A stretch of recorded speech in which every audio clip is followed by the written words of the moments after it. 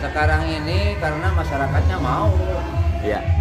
Kemauan masyarakat bukan kemauan guru-guru atau dewan-dewan guru, tidak. Ini mau masyarakat agar dipentaskan anak-anaknya, jangan hiburan jangan ngambil dari sewaan luar gitu. Oh, iya. Jadi ini khusus dilatih oleh guru-guru dan kepala sekolah, dari degungnya, silatnya dan sebagainya itu dilatih oleh guru-guru. Kebanyakan di sini guru perempuan yang seneng pada kesenian-kesenian daerah gitu. Akhirnya keputusan antara kepala sekolah dan komite, jadi latihan itu hiburannya dilakukan oleh anak-anak, dididik oleh guru-guru gitu, Pak. Berawal dari sebuah kebijakan menurut saya, karena di tanggal 25, 24 dan 23 ada kegiatan yang sama di SD tetangga, yaitu SD Lemah Makmur 2 dan Lemah Makmur 3. Maka amatlah tidak etis ketika kita mengadakan secara bersama. Itulah yang menjadi dasar sehingga kami berinisiatif untuk mengambil hari Minggu dengan satu harapan bahwa di hari Minggu pertama tidak ada benturan atau tidak ada kegiatan yang sama di sekolah yang lain yang berdekatan. Kemudian juga atas beberapa permintaan dan persetujuan kami pada saat rapat dengan orang tua yang dihadiri juga oleh komite sekolah, dengan pertimbangan lain adalah di hari Minggu banyak di antara wali murid yang libur tidak bekerja di perusahaan. Demikian ya sementara. Kemudian yang menyangkut masalah urusan dalam ya sekolah ya. Dulu sekolah ini merupakan sekolah favorit.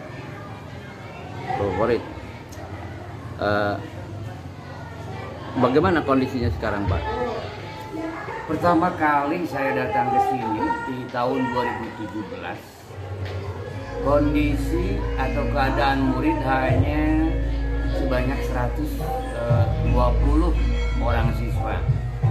Atas kerjasama bahu-membahu antara kepala sekolah, guru dan komite mencoba untuk menggali atau hal-hal apa saja yang sekiranya dapat menarik kembali apa yang telah ada, karena dari sisi cerita kami sudah tahu bahwa sekolah ini adalah sekolah induk yang tentunya dulu orang berbondong-bondong ke sekolah ini, tetapi pada saat awal saya masuk ke sini dengan kondisi murid yang hanya 120, ini mengindikasikan bahwa di sekolah ini mungkin kalah dalam persaingan. Nah, untuk itu saya berupaya dan berusaha untuk semua guru dan komite untuk terus menggali, berupaya untuk seperti apa sih cara mendapatkan jumlah murid yang mungkin sudah lebih banyak dibandingkan dengan tahun-tahun sebelumnya. Itu Pak adalah salah satu upaya kami dengan tadi memanfaatkan anak-anak muda yang juga pandai dan ahli dalam air, salah satunya. Dalam konteks kenaikan kelas ini sekarang ya, apa harapan Bapak Kepala Sekolah baik terhadap warga desa Lemah Makmur sendiri atau mungkin untuk publik, apa harapannya dengan pelaksanaan kenaikan kelas ini? Dasar pelaksanaan dari seni yang kami tampilkan atau kreasi seni yang kami tampilkan pertama adalah dari visi dan misi kami, yang salah satu visi yang menyatakan bahwa sekolah ini akan mengangkat kebudayaan tradisional. Nah, itu salah satunya. Kemudian juga banyak permintaan dari para orang tua, karena mereka sebelum terjadinya COVID itu kami juga pernah menggelar hal yang sama. Antusias mereka sangat begitu luar biasa, tetapi ketika datang COVID di tahun 2019 sempat stagnan, ya, tidak ada kegiatan, dan pada kesempatan ini adalah merupakan suatu luapan kegembiraan mereka, sehingga bisa Bapak lihat dan saksikan sendiri betapa antusias mereka pada hari ini.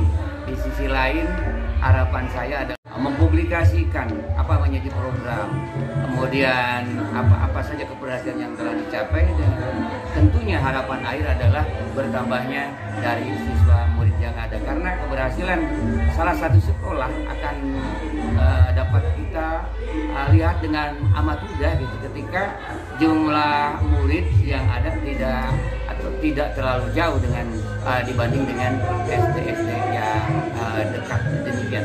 Ya. Terima kasih ya. Seberapa jauh menurut Bapak selaku pembina pendidikan gitu pengaruh ketika negeri ini dilanda pandemi COVID-19 gitu, di mana sekolah itu melaksanakan pembelajaran daring, artinya tidak bertatap muka, itu selama lebih dari 2 tahun, Pak. Sehingga dikhawatirkan ada efek-efek lain, termasuk efek-efek negatif gitu dari sisi edukatif ya, dari sisi pedagogik. Bagaimana menurut Bapak, Pak? Terkait dengan kegiatan kemarin selama pandemi kurang lebih 2 tahun karena adanya COVID-19, jadi untuk pembelajaran sekolah, khususnya di sekolah dasar, bahwa siswa melakukan kegiatan KBM itu secara daring. Karena memang pemerintah menganjurkan tidak ada pertemuan tatap muka selama pandemi COVID-19. Mengapa demikian? Karena memang hal itu dianjurkan oleh pemerintah terkait dengan adanya COVID supaya tidak menyebar. Akhirnya pembelajaran dilakukan di rumah. Cuman efek negatifnya dengan adanya pembelajaran secara daring itu pertama menjadi beban bagi orang tua murid, karena apalagi bagi mereka yang tidak punya HP Android, jadi merasa kesulitan. Karena apa? Karena guru menugaskan kepada anak itu melalui HP orang tuanya atau HP siswa sendiri. Bagi mereka yang punya kuota merasa terbiasa, tapi bagi mereka yang tidak beli kuota atau tidak adanya internet atau wifi merasa kesulitan dengan kegiatan daring, karena memang menjadi beban lah bagi orang tua murid. Beda dengan pembelajaran tatap muka langsung di sekolah, mereka sepenuhnya dibebankan kepada guru di sekolah. Tapi ketika terjadi pembelajaran secara daring, orang tua murid lah yang menjadi ujung tombak di sekolah, di rumah, karena memang harus beli kuota lah, harus mendampingi anak selama belajar. Walaupun ketika pembelajaran daring jam belajarnya dikurangi, karena memang COVID tadi paling setiap hari itu kan cuma 1 mata pelajaran, yang biasanya 4 sampai 5 mata pelajaran per hari, itu dikurangi hanya 2 jam pelajaran, 2 jam setiap harinya, karena memang supaya menghindari tadi yang COVID itu. Dari sisi tadi yang saya sebutkan mengenai pengaruh-pengaruh pedagogik, pengaruh psikologi lah terhadap kualitas pembelajaran, bagaimana?